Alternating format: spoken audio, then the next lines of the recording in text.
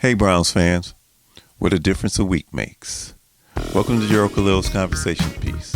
I share my thoughts on social content in sports, politics, and entertainment. And if you're new to the channel, don't forget to like, share, and subscribe.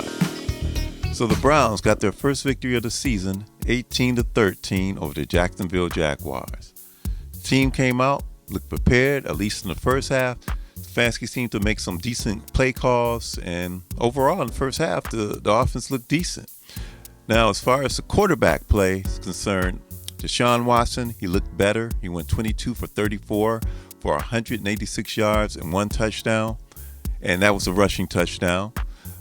The balls were on target. The receivers just weren't catching the ball. I understand it was rainy, but they were letting Watson down when it came to that.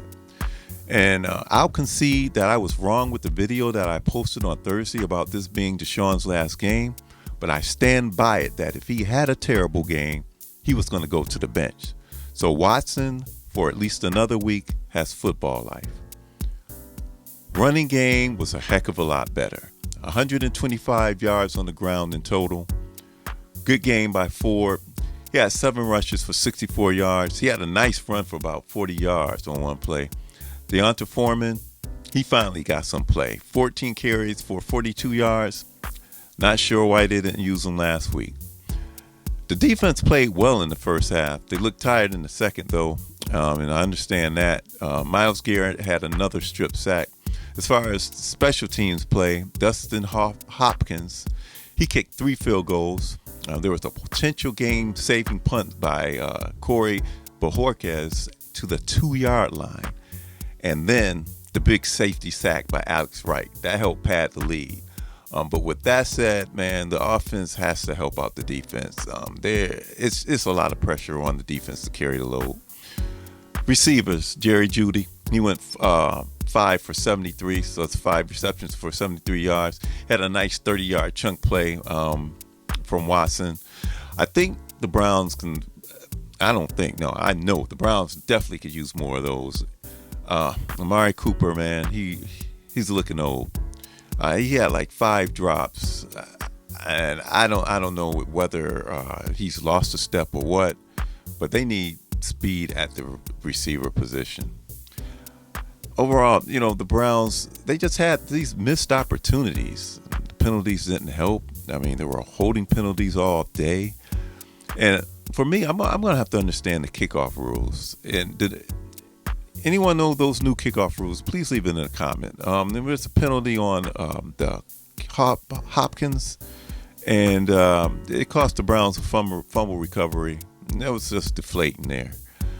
But definitely something I'm going to have to understand better.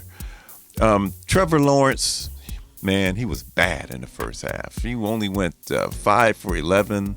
Had 16 yards. He was better off in the second half, but he ended up 14 for 30 for 220 yards. Browns just let the Jags hang around. Penalties, drop passes, and also the offensive line just gave up too much pressure, had too many costly penalties, gave up 2 sacks. There was one play, there was a 10-yard run by Foreman with just only 2 minutes to go. It came back because of a face mask penalty. So all in all, man, the offensive line, it was terrible. It makes you wonder if they missed Bill Callahan. I know that they have injury issues on the line, but they never looked this bad with Bill Callahan. I mean, Callahan, like last year, it was just the next man up, and the offensive line just held it together. So we got to late in the game, and we got the safety. And then late in the game, we get the ball back, and the offense couldn't get a first down to end the game, and had to punt the ball back to Jacksonville. So thus, it ended up to the defense to end the game, and they did, and the Browns get the first win of the season.